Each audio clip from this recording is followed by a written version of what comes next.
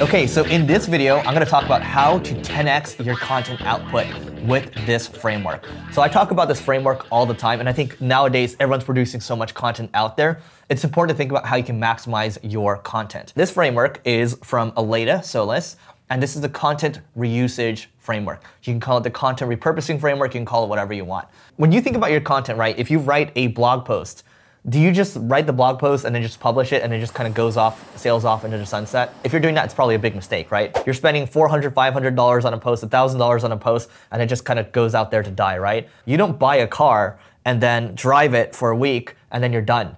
You drive it for as long as you can until you need to get a new car. As a matter of fact, I was watching a video yesterday, Jeff Bezos, when he was worth $8 or $9 billion, he was still driving a Honda Accord. He's getting interviewed by 60 Minutes. How can you maximize the mileage on what you're producing or what you're using? The first step is when you have a piece of content, this works really well for us, we are updating it. So we have this one post on SEO techniques, we have this other post on marketing companies or case studies. Before we update it, we're getting like 500 visits to that post per month. After we update it, we're getting about 4,000 visits a month. So think about how you can constantly update the posts that are doing well for you, right? Step number 2 is expanding your piece of content, right? So you can update it to make sure it's up to date, but also expanding it. When Wikipedia first started, Abraham Lincoln's page was only 3,000 words or so. Now it's about 15,000 words, right? They keep updating all the time because Wikipedia has users constantly updating all the time. They are kind of the de facto pieces of content, and more people will link to it because it's so good. It's just so big that is the best piece of content, right? The third thing is you got to reformat your piece of content too. If I'm doing a blog post already, it's done really well. Why don't I make it into a webinar? Why don't I make it into a video like this? Why don't I make it into a podcast? Why don't I make it into social media images? So you got to reformat too.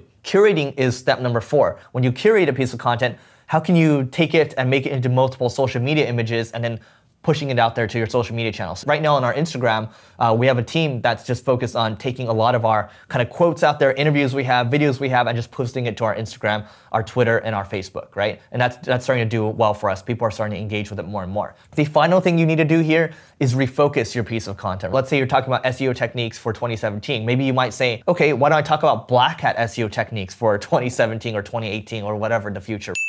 You have all these pieces of content already. Why don't you spend maybe one time per month think about how you can refocus a piece of content, how you can do all these different things. Do these things first before you think about constantly producing new content, right? You gotta have this framework set and then talk about it with your content team. And then once you start doing this, you get in a flow, you're gonna be able to crank out a lot more content, your reach is gonna expand, and your business is gonna grow. So if you wanna grow your business, you like videos like this, just hit subscribe, and we'll see you in the next one.